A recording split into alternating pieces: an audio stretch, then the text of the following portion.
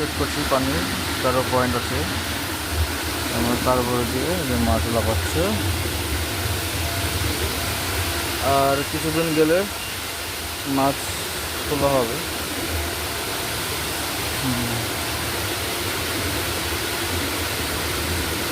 বড় বড় সাজিয়ে দিয়েছে, 3টাতে 1 কেজি হবে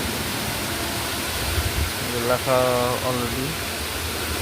অক্সিজেন পানি টেম্পারেচার 29-31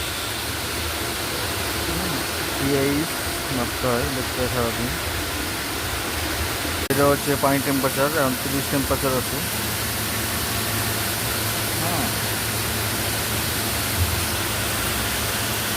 এটাতে মাপি। আর এটা হলো অক্সিজেন, কত আছে অক্সিজেন।